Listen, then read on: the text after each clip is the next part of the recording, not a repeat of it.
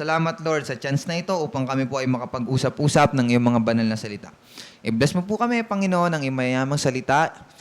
Patuloy mo pong i-bless ang aming puso't isipan upang lahat po ng reminders na maririnig po namin ngayong gabi ay may apply po namin sa aming mga buhay at patuloy namin magamit, O Diyos. Kaya i-bless mo din po ako, Panginoon. Itago mo po ako sa iyong banal na likuran upang mahayag ko po, Panginoon, ang mga salita mo ng tama at nararapat, Panginoon, sa iyong paningin, Panginoon. Maraming salamat po. Pangalan mo po ang aming maitaas sa lahat po ng aming ginagawa. Ito na lamang po ang aming panalangin. In Jesus' name we pray. Amen. Isang magandang gabi po sa lahat po ng kasama po natin ngayon and from our #Step Out. Tayo po ay may pag-uusapan. Ito po ay galing sa series of Joshua. Na mga nakakaalala po, ito po ay inopen po sa atin ni Pastor X noon pong nakaraang Thursday. Bagong series na po tayo dito. Balik po tayo sa Joshua. At napakaganda po nitong kwento na to. Sa mga nakadaan na po, sa mga familiar po sa kwento ng Joshua, napakaganda po nitong pag-uusapan natin. And katulad po ng hashtag natin kanina, #StepOut, ang pag-uusapan po natin ngayon ay from Joshua chapter 2, na may title po na Stepping Out of the Wall. Stepping Out of the Wall. Gusto ko lang pong i-share kanina habang ginagawa ko tong sermon na to. Habang nire-review ko siya. Yung mga quotes na ginagamit ko, parang may pumapasok sa isip ko eh. Sa mga nanonood dyan ng anime, naiisip ko yung Attack on Titan. Kasi walls eh. Ang pag-uusapan natin dito yung Walls of Jericho, kung paano pinabagsak. Ito yung pag-i-start sa Walls of Jericho. At naalala ko lang sa Attack on Titan kasi may walls doon na parang yun yung refuge ng mga tao laban doon sa mga monsters na kalaban nila. Pero nasabi ko lang po kasi kanina pa talaga pumapasok sa isip ko. Sabi ko talaga sa isip ko, hindi pwedeng hindi ko babanggitin to. So, yun po, stepping out of the wall. Alam ko pong familiar na po tayo dahil ito pong conquest na to ay napakamatunog po sa ating mga Kristiyano. Di ba? Na sila Joshua, na-conquer nila ang isa sa pinakamatitibay, isa sa pinakamalalakas na lungsod that time, which is Jericho, the city of Jericho. Bakit sila malakas? Dahil meron silang wall. Yun talaga yung nagpalakas sa kanila. Sobrang lakas ng defenses nila. Hindi mo sila mapapasok agad kasi ang tindi ng walls nila. At yun yung nagpahirap sa kanila. At ngayon, pag-uusapan natin, why stepping out of the wall? Ano ba yung sinisimbolize nitong wall na pag-uusapan natin? So sabi po dyan sa next slide, walls symbolizes hindrances, barriers that stops you from doing something. Alam niyo po, binabanggit po itong wall kapag gusto po nating sabihin na parang may pumipigil sa'yo. Meron kasing pader na nakaharang sa akin papunta sa pangarap ko. Di ba? Mga ganon. Mga ganon salitaan po natin, lalo sa mga estudyante, sa mga nangangarap sa buhay. Meron kasing nakaharang na pader, na wall, papunta doon sa gusto kong magawa, sa gusto kong makamit. So, wall na pag-uusapan po natin dito, it symbolizes hindrances and barriers na pumipigil po sa atin palapit sa Diyos o palapit sa gusto ng Diyos na mangyari sa buhay natin. Kaya nga, stepping out of the wall, lalagpasan natin yung wall na nakaharang sa buhay natin. At sabi po dito, I can only step up of the wall, I can only step out of the wall if. Meron pong if. Makakalabas lang daw tayo sa wall if ganito yung gagawin natin. At meron pong 3 bagay. Paano tayo makakalabas nung sa wall? Paano natin malalampasan yung hindrances? Papalapit sa Panginoon. Paano natin masisira, mababasag yung mga walls na yon? So, I can only step out of the wall if first thing, I am in God's side. Alam ko pa familiar po sa itong story na to sa buhay natin. Pero hayaan niyo pong basahin ko from verses 1 to 5. Sabi po dito, sundan niyo na lang po ako dyan sa PowerPoint. Sabi po dito, buhat sa kampo ng Sitim, si Josue na anak ni Nun ay nagpadala ng 2 espiya. Sounds familiar po na? 2 spies, meron 2 espiya. Sila'y pinagbilinan niya ng ganito, pumunta kayo sa lupain ng Kanaan, manmanan ninyo ito, lalong-lalo na ang lungsod ng Jericho. Okay, manmanan na daw po yung lungsod ng Jericho. Pumunta nga sila roon at tumuloy sa bahay ni Rahab. Okay, familiar po, Rahab? Okay, pagpatuloy po natin. Isang babaeng nagbebenta ng panandaliang aliw at doon sila nagpalipas ng gabi. So, Rahab, nasa loob ng Jericho. Itong si Rahab pala ay nagbebenta ng aliw at meron din 2 spies. So, pagpatuloy po natin yung kwento. Nakaabot sa kaalaman ng hari ng Jericho ang balita na may mga espiyang Israelita na nakapasok sa bayan ng gabing iyon. Kaya't ang hari ay nagpadala ng sugo kay Rahab at ipinasabi, ilabas mo ang mga lalaking nasa bahay mo. Naparito ang mga yan upang lihim na magsiyasat sa ating lupain. Ngunit itinago ni Rahab ang dalawa. At pagkatapos ay ganito ang isinagot. Mayroon nga pong mga lalaking nakituloy sa amin. Ngunit hindi ko po alam kung taga saan sila. Umalis po sila nang isasara na ang pintuan ng lungsod bago kumagat ang dilim. Hindi ko po natanong kung saan sila pupunta, ngunit kung hahabulin ninyo agad ay aabutan po ninyo. Pamilyar po, no? Meron dalawang espiya na sinugo si Joshua para manmanan yung Jericho. After nun, pagpasok nila ng Jericho, nakituloy sila sa bahay ng isang prostitute which is named Rahab. Okay, alam ko po, familiar po sa atin itong lahat. Ngayon, nalaman ng hari ng Jericho na meron nakapasok na espiya sa lungsod nila upang magmanman. Kaya nagpadala ng tauhan doon at sinabing ilabas. Punta kay Rahab. At ang pinaka-highlight po dito ay yung ginawa ni Rahab. Hindi po niya sinabi yung totoo dun sa mga tauhan. So malamang issue. Nasa Bible tapos nagsinungaling. So pag-uusapan po natin dito, lilinawin po natin dito yan. So sabi po dito, Rahab is a prostitute inside the city of Jericho. Sa mga hindi po nakakaalam, si Rahab po ay prostitute. Namumuhay sa maduming buhay. Okay, namumuhay po siya ng isang maduming buhay. Kasi prostitute po siya. Nagbebenta ng panandaliang aliw. Lalo-lalo na po nung time na yun, napakababa po ng tingin sa kanila. At makikita po natin na talagang yung buhay nila masama. So some will try to focus that lying is okay because of this passage. Okay, sasabihin na iba, okay lang naman siguro magsinungaling kasi dito naman, nagsinungaling din naman si Rahab dito eh. Pero ito po yung tingnan natin. But we need to focus on the intention of the action and not on the action itself. Focus on the intention. Bakit nga ba ginawa ito ni Rahab? Kung babalikan po natin yung point natin, malalagpasan lang pala natin yung walls ng buhay natin if I am in God's side. Ngayon, kung sinabi ni Rahab, sinumbong niya na nilabas niya yung dalawang spy para ipahuli dun sa mga tauhan, malalaman natin na si Rahab is on Jericho's side. Nandun siya sa side ng Jericho.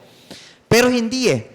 Itinago niya, pinrotektahan niya yung mga bisita niya ng mga spies from Israel at sinabi niya na wala sila dito. At yun yung patunay na Rahab is on God's side. Kaya sabi nga dito, what Rahab did was to show that she is not an enemy of God anymore. Dati, si Rahab, enemy of God. Kasi namumuhay ng maduming buhay eh. Prostitute, nagbebenta ng nagtitinda ng panandaliang aliw. Kasalanan to. At ang mga gumagawa ng kasalanan ay kaaway ng Diyos. At nandun pa siya, nagkataon pa talaga na nandun siya sa kaaway talaga ng bayan ng Diyos. Nasasakupin ng bayan ng Diyos. At yung act na ginawa ni Rahab is to show na hindi na ako kalaban ng Diyos. Wala na ako sa kabilang side. Nasa side na ako ng Panginoon. Okay? Rahab's life inside the walls are sinful, but she know that outside the wall is much more better life. Okay? Yun yung pinili ni Rahab. Kailangan mo kasing pumili eh. Saang side ka pupunta? Sa side ba ng mundo o sa side ng Panginoon? And Rahab chose the side of God. Which is the best decision na kayang-kayang gawin ni Rahab that time. Kasi pinili niya na mapunta sa side ng Panginoon kaysa sa kabilang side. Na kahit komportable na yung buhay niya sa side ng Jericho, sa side ng masamang buhay, ng makasalanan na buhay, pinili pa rin talaga niya magtiwala sa Panginoon. Okay? So, always choose to be in God's side. Reminder, kapatid, sa lahat ng gagawin mo, always choose to be on God's side.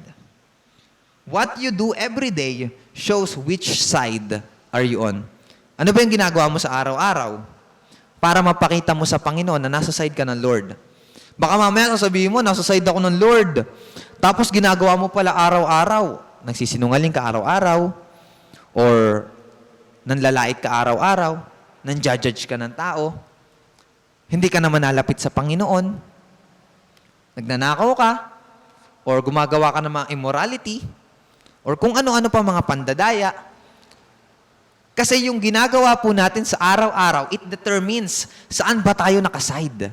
Kampi ba tayo sa Diyos o kampi ba tayo sa mundo?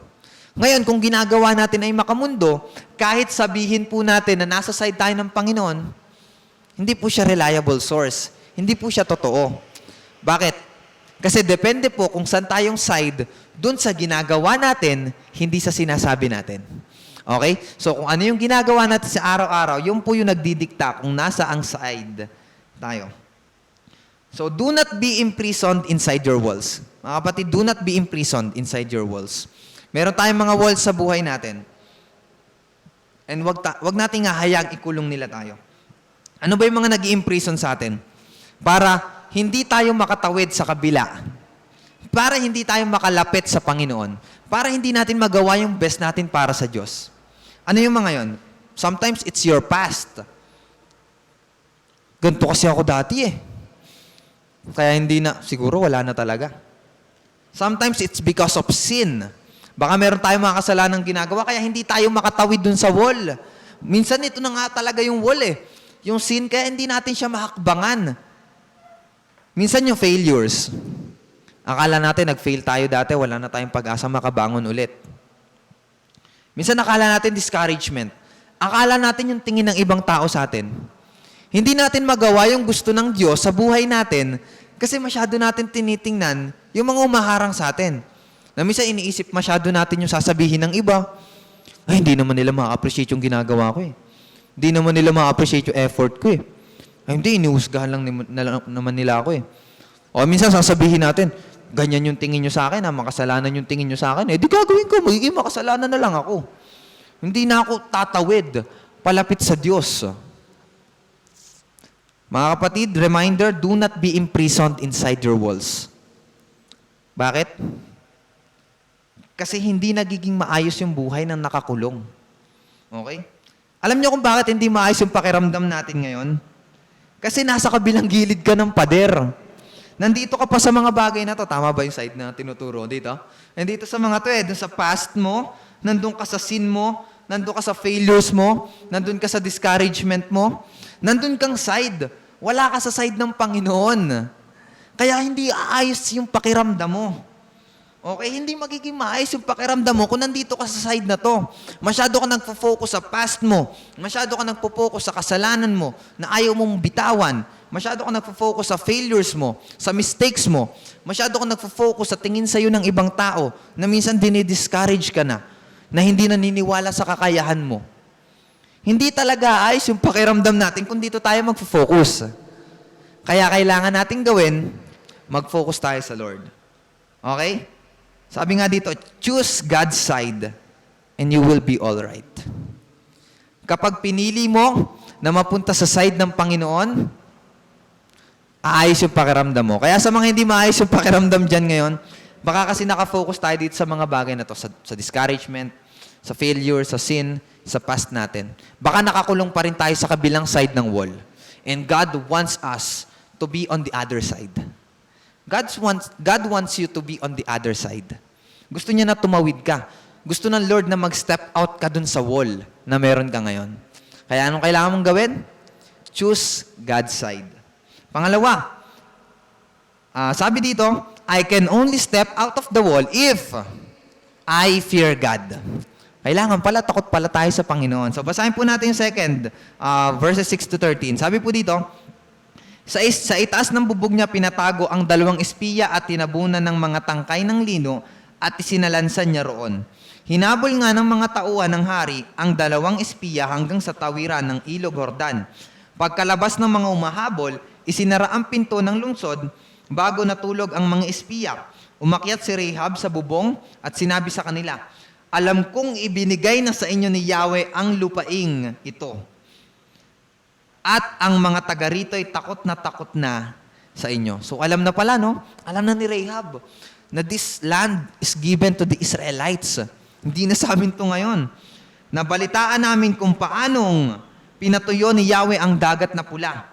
Nang kayo'y tumawid galing sa Ehipto, nalaman din namin na pinatay ninyo sina Sihon at Og, mga hari ng mga Amoreo at silangan ng Hordan, at nilipol ang kanilang hukbo.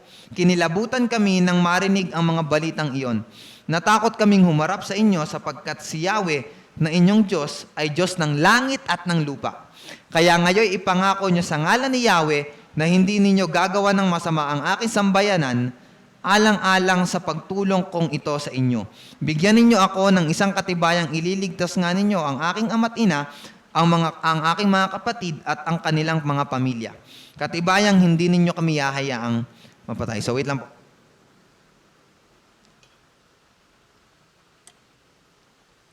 So ang ganda, no? Nakita natin dito na after ipakita ni Rahab yung ginawa niyang kabutihan sa mga yon, diniscuss pa niya. Sabi niya, alam kong binigay na sa inyo ng Lord. Itong lupain na to, hindi na sa amin to. Kahit may walls kami, hindi na sa amin to kasi grabe, narinig namin yung mga ginawa nyo eh. So, doon natakot yung mga tao. Ibig sabihin yung balita, kumakalat na sa Jericho, na they will be conquered, na matatalo sila ng mga Israelites. Kasi ang kasama ng Israelites ay yung tunay na Diyos. Hindi dahil malakas ang Israelites, dahil malalakas yung mga tao, kundi yung Lord na nakasalalay sa kanila, yun yung malakas. So they know what the God of Israel has done. Alam nila eh. Nabalita sa kanila. Alam ni Rahab. Kaya nga kinikwento niya eh. At naghumihingi siya ng pangako doon sa mga spies na hindi siya papatayin or yung sambahayan niya. So their hearts melt in fear because they know that the walls that they depend on cannot protect them against God. Alam niyo po kung bakit sobrang saya ng mga tao sa Jericho? Sobrang assured na assured sila. Kasi meron silang walls. And dumidepende sila sa walls for safety. Akala nila ligtas na ligtas sila dahil meron silang walls. Dahil merong umaharang sa kanila. Kasi ang daming sumasakop sa kanila eh, pero hindi man lang makatawid sa walls. Kaya sabi nila, sige, safe kami dito. Pero nung nalaman nila na ang sunod na kalaban nila sasakop sa kanila ay Israel, natakot sila.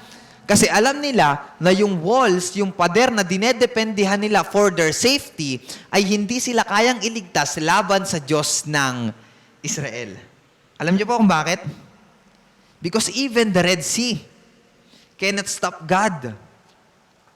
What those walls can do against God? Yun ngang Red Sea eh. Hindi napigilan yung Diyos ng Israel para iligtas yung bayan ng Israel. Yan pa kaya mga walls? Kung yung Red Sea nga nahati ng Diyos, how much more yung walls na kung ikukumpara natin doon sa Red Sea, walang-wala. Nakikita niyo po ba yung point? Na kaya sila natakot kasi Red Sea nga eh. Red Sea nga nahati ng Diyos. Ito pa kaya mga walls na to? Samantalang lit-lit nito kung kumpara sa Red Sea. Kaya nakaramdam sila ng takot. Okay? So, our fear in God can give us courage to do what is right. Ano daw? Ano daw sabi? Our fear in God can give us courage to do what is right. Sa Tagalog, yung takot daw natin sa Diyos ang magbibigay sa atin ng tapang para gawin ang tama. Nakakalito po, no? Kasi parang baliktad eh. Kapag natakot tayo, magkakaroon tayo ng tapang. Ganito po kasi yan. Kapag na-realize natin, kasi yung fear po na tinutukoy dito is not necessarily na fear na parang ayaw natin lumapit sa Diyos. Ang fear po na tinutukoy dito is honor. Pagbibigay ng bigat sa pangalan ng Diyos. Na dahil ino-honor mo siya at takot ka sa Diyos, yung takot na may pagmamahal, hindi mo susubukang gawin yung mga ayaw ng Diyos. Yun po yung fear na sinasabi dito. Kaya pag takot ka sa Diyos, pipiliin mong gawin yung tama. Kaso ano po nagiging problema nating mga Kristiyano? Minsan, mas matindi yung takot natin sa ibang mga bagay kaysa sa takot natin sa Diyos. Okay? Minsan, mas takot pa tayong mawalan ng pera kaysa mawalan ng Diyos. Di ba? Naiisip niyo po yun? Minsan, mas takot tayo na mawalan ng pera, mawalan ng makakain kaysa mawalan ng Diyos. Na parang okay lang sa atin na magnakaw, okay lang yan, sige. Okay lang na gumawa ng masama. Okay lang na mandaya. Okay lang na gumawa ng mga hindi karapat-dapat sa Diyos. Kasi mas takot tayo mawalan ng pera kaysa hindi sumunod sa Diyos. Okay? So, do you fear God over, meron po dito mga example. Minsan, mas takot pa tayo na mawala ng friends kaysa mapalayo sa Diyos. Okay? Minsan, sa takot nating wala yung friends natin, minsan gagawa tayo ng kasalanan. Gagawin natin yung ginagawa nila. May nakaka-relate po ba? Minsan, takot na takot tayo mawala ng kaibigan, kaya kung anong ginagawa nila, gagawin ko na lang din. Nagmumura sila, sige, para maging ina ko sa inyo, magmumura na din ako. Nagsisigarilyo sila, nagbibisyo sila, sige, gagawin ko na din yan para maging ina ko. Gumagawa sila ng immorality, sige, gagawin ko din yan para makasama ako, para hindi ako mawalan ng kaibigan. Hindi sila sumisimba, sige, hindi na din ako sisimba kasi ayoko mawalan ng kaibigan. Minsan, mas takot pa tayong mawalan ng kaibigan kaysa mawalan ng Diyos. Ano pa? Minsan, mas takot pa tayo sa family natin kaysa sa Panginoon. Hindi naman po siya masama na may takot tayo sa family, pero kapag mas mabigat na yung takot natin sa family over God, masama na po yan. Okay? Hindi ko po sinasabi na dapat wala tayong takot sa pamilya natin kasi dapat nire-respeto pa rin natin sila. Pero dapat God is over that. Dapat natin yung family, mas over dapat doon si Lord. Okay? At minsan, mas takot pa tayo na hindi sundin yung sarili natin kaysa hindi sundin yung Diyos. Minsan, mas pinapangunahan pa natin yung Lord. Desire ko to, Lord. Ito yung gusto ko. Wala akong pake sa gusto mo, Lord. Kaya minsan, kung ano yung desires ng puso natin, susundin na natin eh. Mas takot pa kasi tayong hindi natin magawa yung gusto natin kaysa hindi natin magawa yung gusto ng Diyos. Sige, Lord, sasagutin ko na si ganyan. Sige, Lord, magbo-boyfriend, mag-girlfriend na ako. Sige, Lord, hindi na kita papakinggan. Kasi mas gusto kong pakinggan yung sarili ko. And minsan, mas takot pa tayo sa sinasabi ng ibang tao. Kahit yung hindi natin ka-close, kahit yung ibang mga tao lang. Minsan takot tayong mag-share ng word kasi baka isipin nila corny tayo. Minsan takot tayong mag-share ng word kasi baka i-judge nila tayo. Mas takot pa tayo sa tingin nila kaysa sa tingin ng Diyos. Okay? Kaya reminder po sa bawat isa. Sometimes our walls are what others think about us. Yun yung nagiging walls natin.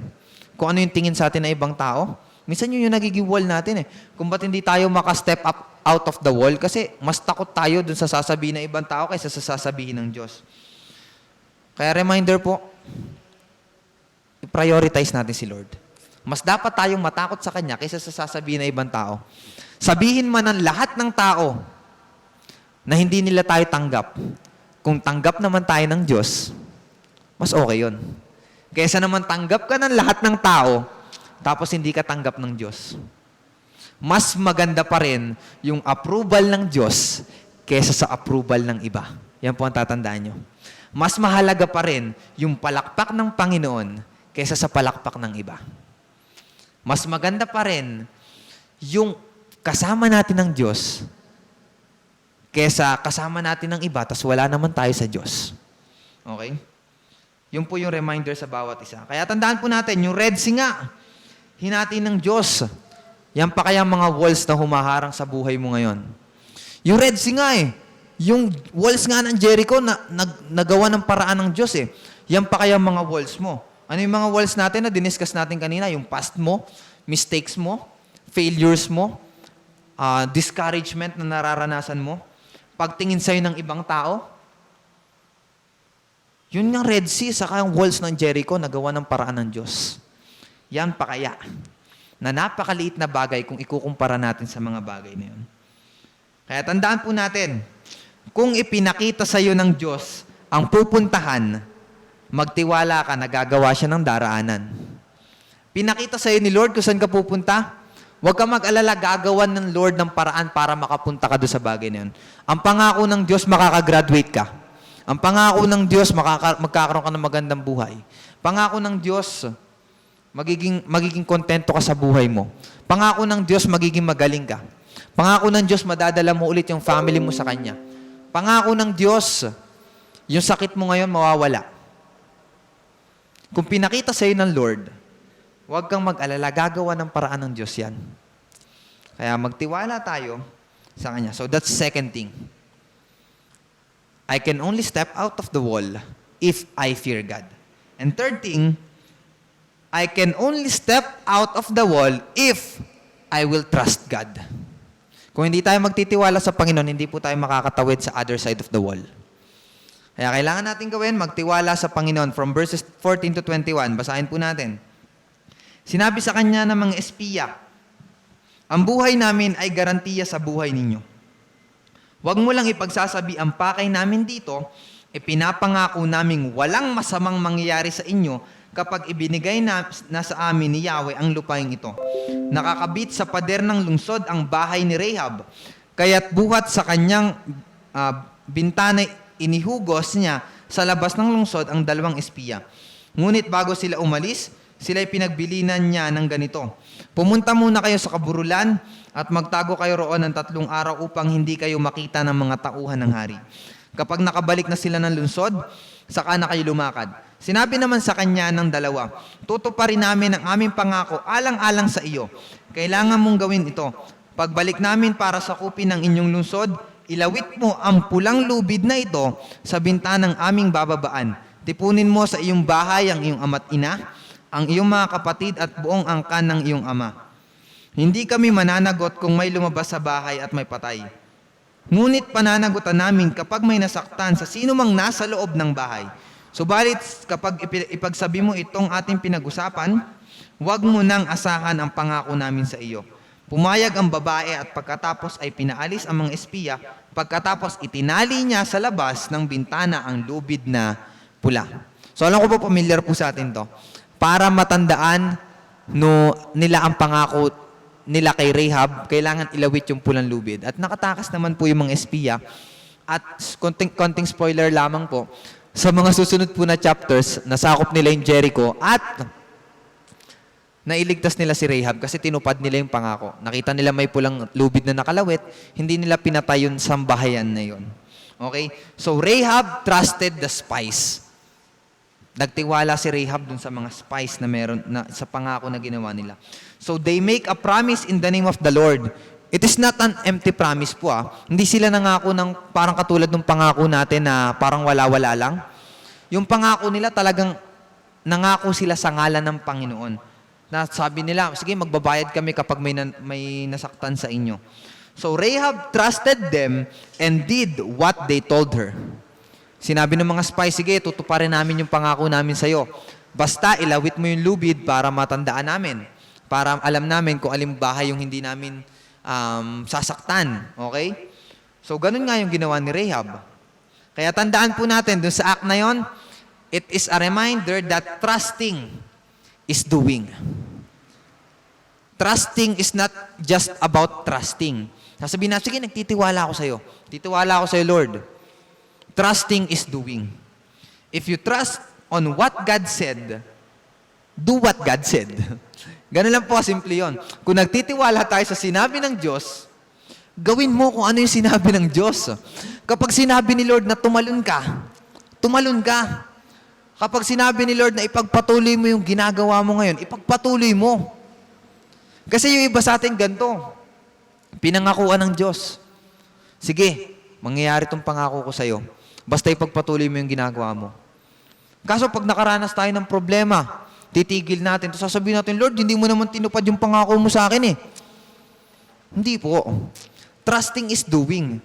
Sa sinabi ng Diyos, kailangan gawin natin kung ano yung sinabi ng Diyos para maranasan natin yung pagtupad niya sa kanyang pangako. Kaya reminder po sa bawat isa na nakikinig po ngayon, it is always better to trust God. Laging better to trust God. Kaysa magtiwala sa sarili mo, kaysa mag-doubt sa Lord, it is always better to trust God. Because doubt will make you stay inside your comfort zone. Minsan natatakot tayo lumabas sa comfort zone natin kasi nagdadoubt tayo. Lord, tutuparin mo ba yung pangako mo? Lord, totoo ba yan? Parang imposible naman yan eh. Parang malabo naman mangyari yan. Doubt will only make you stay in your comfort zone. But faith in God will bring you to a better place. Magtiwala tayo sa Diyos. Hindi niya tayo ilalabas sa isang lugar kung wala naman siyang pagdadalhan sa atin. Magtiwala tayo sa Panginoon. So, trusting God is exciting. Alam ko po, ramdam na ramdam natin to. Lalo na sa mga nag-aral dito sa ICCM. Lalo na sa mga fourth year ngayon. Pag nagtiwala ka sa Diyos, talaga exciting eh. Talagang magugulat ka na lang sa gagawin ng Diyos sa buhay mo. Kapag nagtiwala ka sa Lord, talagang mararanasan mo na, Lord, salamat kasi nagtiwala ako sa iyo. Lord, salamat kasi talagang naniwala ako sa mga sinabi mo sa akin. Trusting God is exciting. Kaya kapatid, ano man yung pangako sa ng Lord sa oras na to, magtiwala ka sa Lord. At ma-excite ka sa mga kayang gawin ng Diyos sa buhay mo. So we cannot overcome the wall, but God can. Trust Him. Kasi kung pag-uusapan po natin, kung Israel lang yung lalaban sa buong Jericho, hindi po nila mako-conquer yun. Kung titingnan nyo po yung power ng Jericho at ng Israel, hindi po nila kaya. Pero kinaya nila dahil kasama nila ang Diyos. Ngayon kapatid, hindi mo kaya kung ikaw lang. Hindi mo kaya overcome yung walls mo, yung mga umaharang sa'yo palapit sa pangako ng Diyos, kung hindi mo kasama ang Diyos. Magtiwala tayo sa Kanya, dahil sa Kanya manggagaling yung lakas na ibibigay niya sa atin para i-overcome itong mga walls na yun. So, step out of the wall. And I can only step out of the wall if I am in God's side.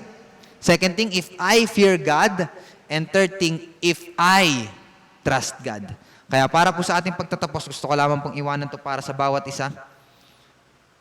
Tanong ko lang po, ano po yung mga walls nyo right now? Ano yung mga walls na humaharang sa inyo palapit sa Diyos para magawa yung yung pinangako sa inyo ng Diyos? Ano yung mga walls nyo? Pwedeng pag-aaral? Hindi naman yung pag-aaral mismo yung walls. Yung katamaran natin sa pag-aaral, yung discouragement na nararanasan natin sa ibang tao, yung sin na hindi natin mabitaw-bitawan, ano pa? Yung mga judgment ng ibang tao, opinions ng iba, immorality, dishonesty, ano pa yung mga walls? Ano isipin niyo po? Ano pa yung mga walls natin right now na humaharang sa atin para makapunta tayo doon sa pinangako ng Diyos sa atin? Para matupad yung pangarap natin at para magawa natin yung best natin para sa Diyos. Ano yung maharang sa inyo? Hiya? Parang walang confidence? Shame? Mistakes? Past? Ano yung mga humaharang sa atin? Ano yung mga humaharang? Isipin po natin. Kasi yan yung walls natin right now eh. Pero pangako ng Diyos, there is a better life outside the wall. Ano man yung humaharang, hindi mo talaga makikita yung kabilang side. Kasi nakafocus ka sa kasalanan mo, sa mistakes mo, sa failures mo, o sa discouragement, sa tingin ng iba sa'yo. Hindi mo makikita yung ganda ng buhay kasi nakafocus ka doon. Ngayon, mararanasan mo lang yung better life if we will step out of the wall. Like Rahab did. Katulad ng ginawa ni Rahab. Naranasan niya yung better life because pinili niya na tumawid doon sa wall. Wala na ako dito sa kabilang side. Wala na ako sa side ng Jericho. Nasa side na ako ng Panginoon. At ano yung humaharang sa atin para makapunta sa kabilang side? Yung mga binanggit natin kanina. Kaya tandaan po natin, lagpasan natin yung mga bagay na yun. Huwag tayong mag-focus doon.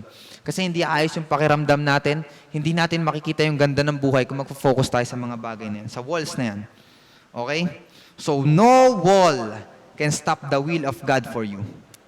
No wall can stop the will of God for you. Pangako ng Diyos, yung will ng Lord, yung kalooban ng Diyos para sa atin, walang harang na hindi kayang lagpasan. Kasi kasama natin ang Diyos. Walls nga ng Jericho eh. Red Sea nga eh. Nalagpasan. Yan pa kayang walls mo. Kaya reminder kapatid, step out. At tulad ng hashtag po natin kanina, step out.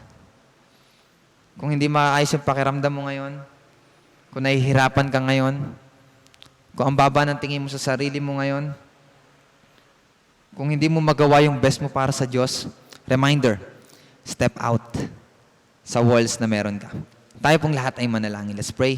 Lord God, salamat po sa reminder na ito na dapat kami lumabas sa mga walls na humaharang po sa amin ngayon. At dapat kami pumunta sa side mo. Kaya patuloy mo po kaming i-bless, patuloy mo kaming ingatan, at patuloy mo kaming gabayan sa lahat po na aming ginagawa. Ma-overcome po sana namin ang mga walls na ito para patuloy namin magawa yung best na kailangan namin gawin para sa iyo. Maraming salamat, O Lord. Ito po aming panalangin. In Jesus' name we pray. Amen. So isang magandang gabi po ulit sa bawat isa. At maraming salamat po sa lahat po ng nakinig ngayong gabi. Hello po sa inyo pong lahat. Sana po ay na-bless po ang lahat.